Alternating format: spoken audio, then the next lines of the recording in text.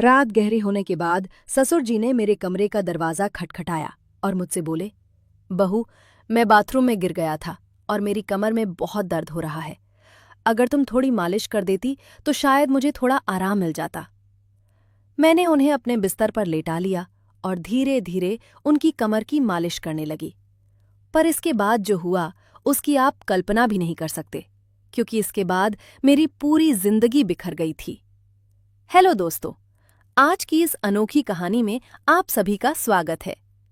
मेरी शादी के 5 महीने बाद ही मेरे पति का देहांत हो गया था और मेरी जिंदगी में ग्रहण लग गया था। मेरे पिताजी ने बड़ी मुश्किल से मेरी शादी करवाई थी, लेकिन 5 महीने के अंदर ही मैं फिर से अपने मायके वापस आ गई थी। मेरे मायके में मेरी माँ नहीं थी। जब मैं 10 साल की थी तभी मेरी माँ का देहांत हो गया था। इसलिए मुझे बहुत डर लगता था कि अगर पिताजी मुझसे कुछ कहेंगे तो मैं किसके आंचल में अपना मुंह छुपाऊंगी। माँ की मौत के बाद पिताजी ने दूसरी शादी कर ली थी और मेरी सौतेली माँ मुझसे बहुत नफरत करती थी। इसलिए मुझे और भी ज्यादा डर लग रहा था।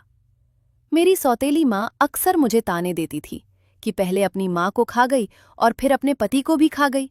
अब यहाँ क्या लेने आई है? क्या हमें भी बर्बाद करके छोड़ेगी? ये सब ताने मुझसे बर्दाश्त नहीं होते थे, पर मैं और कर भी क्या सकती थी। मेरी जिंदगी ऐसे ही गुजर रही थी। फिर अचानक एक दिन मेरे ससुर जी हमारे घर आए और उन्होंने मेरे पिताजी से कहा कि वो मुझे फिर से अपने घर ले जाना चाहते हैं। मेरी सौतेली माँ ने तुरंत ही हाँ कर दिया, लेकिन मेरे पिताजी ने कहा, अब आपका बेटा इस दुनिया में नहीं है, तो आप मेरी बेटी को क्यों ले जाना चाहते हैं? इस पर मेरी सौतेली माँ ने मेरे पिताजी से बहस करना शुरू कर दी और कहा, इसमें इतना सोचने की क्या बात है? वो अगर कह रहे हैं कि वो प्रिया को ले जाना चाहते हैं तो उन्हें ले जाने दीजिए ना। आपको इतनी तकलीफ क्यों हो रही है? और वैसे भी प्रिया उनके घर की बहू है। उनके बेटे की मौत हो गई है तो क्या हुआ? वो अपने ससुराल तो जा ही सकती है ना। माँ के इस झगड़े के बाद पिताजी ने कहा, अगर मेरी बेटी वहां खुश रहेगी तो मुझे कोई दिक्कत नहीं है। प्रिया अगर जाना चाहती है तो आप उसे जरूर ले जा सकते हैं। मेरे ससुर जी ने मेरी तरफ देखा और कहा, चलो कपड़े वगैरह लेकर आओ। मैंने भी सोचा कि यहां रहकर सौतेली माँ के ताने सुनने से अच्छा है कि अपने ससुराल जाकर सुकून से रहूं। मैं ससुर जी के साथ वापस ससुराल आ गई थी। यहां पहुंचने के बाद मैं अपने कपड़े बदल रही थी कि तभी मेरे ससुर जी मेरे कमरे में आ गए और बोले, बहू, एक कप चाय बना लाओ। मैंने जल्दी से अपने कपड़े ठीक किए और रसोई में जाकर चाय बनाने लगी और चाय बनाकर ससुर जी को दे दी। चाय पीते हुए उन्होंने मुझसे कहा, प्रिया, तुम्हें पता है, इस घर में मैं बिल्कुल अकेला हूं। मेरा बेटा मेरी इकलौती संतान थी और तुम्हारी सास भी गुजर गई है। मैं इसीलिए तुम्हें यहां लेकर आया हूं ताकि मुझे इस घर में अकेला न लगे। मैंने कहा, पिताजी, आप बिल्कुल चिंता मत करें। मैं भी तो आपकी बेटी की तरह हूं। मैं हमेशा आपके साथ रहूंगी। फिर ससुर बोले, मुझे पता है कि तुम मेरे साथ रहोगी, क्योंकि तुम्हारी सौतेली माँ तुम्हें मायके में कभी शांति से नहीं रहने देगी। इसी तरह दिन गुजर रहे थे और हम दोनों एक दूसरे का सहारा बने हुए थे। 6 महीने बाद एक रात मैं अपने कमरे में सो रही थी कि तभी देर रात किसी ने मेरा दरवाज़ा खटखटाया। मुझे समझ आ गया था कि ये मेरे ससुर जी ही होंगे, क्योंकि इस घर में हम दोनों के अलावा कोई और नहीं था और आधी रात को कौन दरवाज़ा खटखटाएगा। मैंने सोचा कि शायद पिताजी को कुछ ज़रूरत होगी, तभी देर रात यहाँ आए हैं। दरवाज़ा खुलते ही मेरे ससुर जी ने मुझे पकड़ लिया और बोले, बहू, मैं बाथरूम में गिर गया था। मुझे बहुत दर्द हो रहा है।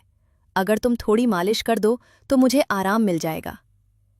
फिर मैंने उन्हें अपने बिस्तर पर ही लेटा लिया। मैंने उनकी मालिश करना शुरू कर दिया। कुछ देर तक मालिश करने के बाद मैंने नोटिस किया कि ससुर जी मुझे अजीब तरह से घूर रहे थे। ये देख के मैं थोड़ा सहम गई थी। तभी मैं बोली, ससुर जी, क्या हुआ? आपको किस जगह पर ज्यादा चोट लगी हैं? अगर आप कहो तो मैं डॉक्टर को बुला दूं। इस पर ससुर जी ने कहा कि नहीं बेटा, तुम बस मालिश कर दो, इससे ही आराम मिल रहा है। उनकी अजीब सी बातें सुनकर मुझे अब और भी अजीब लगने लग गया था। फिर मैं बोली, ससुर जी, आप यहीं मेरे कमरे में ही लेट जाइए। कमर में दर्द लेकर आप अपने कमरे तक कैसे जाएंगे? मैं आपके कमरे में जाकर सो जाती हूँ। कहा, मैं चाहता हूँ कि तुम मुझसे शादी कर लो ताकि हमारे रिश्ते को कोई गंदा नाम ना दे। तभी मैं हक्का बक्का होकर बोली, ससुर जी, आप ये सब क्या कर रहे हैं? आप मेरे ससुर हो। ससुर का दर्जा पिता के समान होता है और आप मुझसे शादी की बात कर रहे हो। आप बोलने से पहले एक बार सोच तो लो कि आप क्या क्या बोले जा रहे हैं। तभी मेरे ससुर बोले, देखो बहू, मैं मानता हूं कि मैं कभी तुम्हारा ससुर था, लेकिन तुम्हारे पति को मरे हुए अब 1 साल हो चुका है। जब मेरा बेटा ही नहीं रहा तो हमारे बीच में ससुर और बहू का रिश्ता कहाँ बचा है? मैं भी अकेला हूं और तुम भी अकेली हो। हम पति पत्नी बनकर जिंदगी भर एक दूसरे का साथ दे सकते हैं।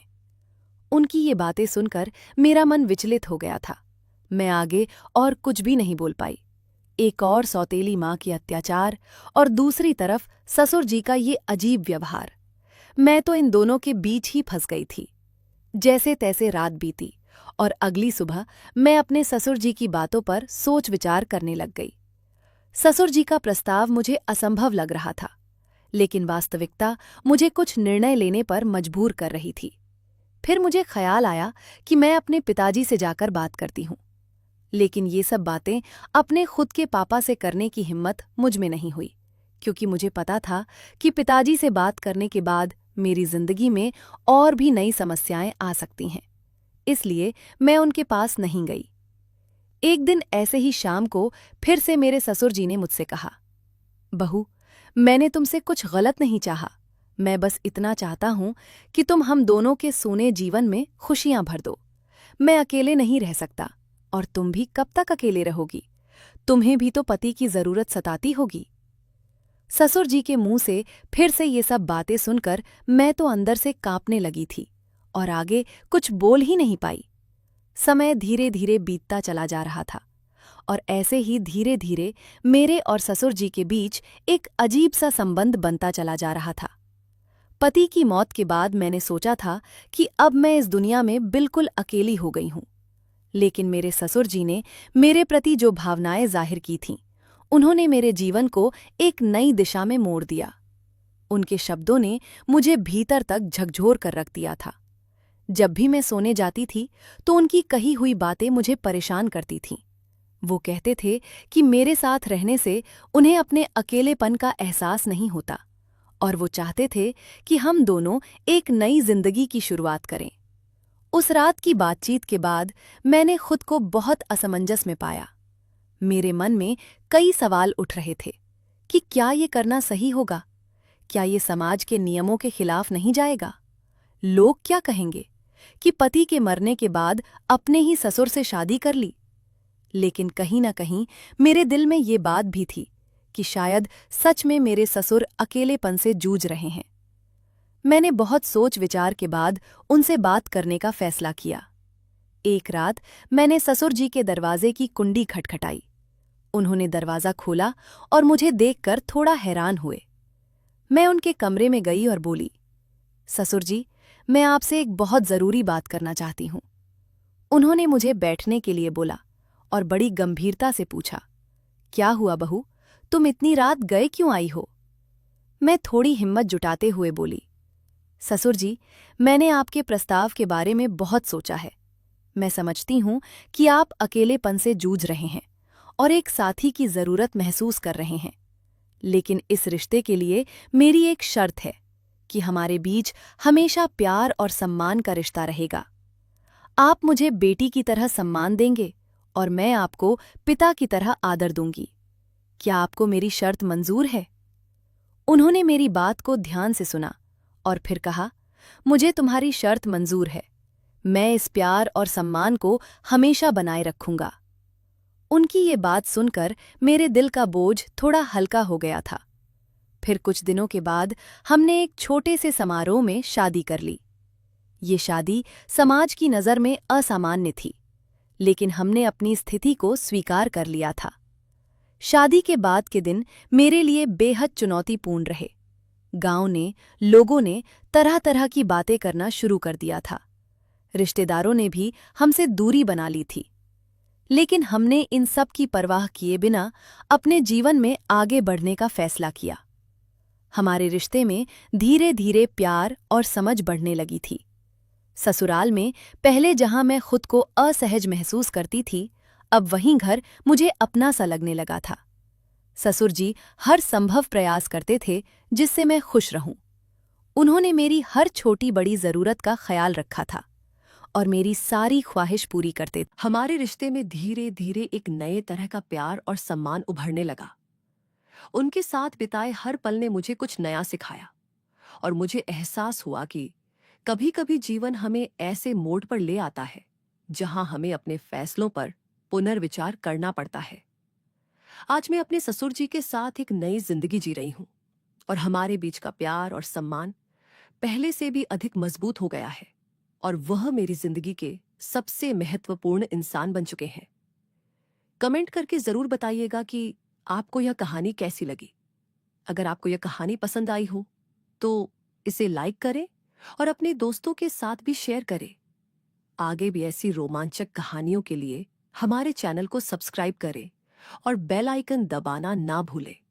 सब अपना और अपने परिवार का ख्याल रखना। Thank you.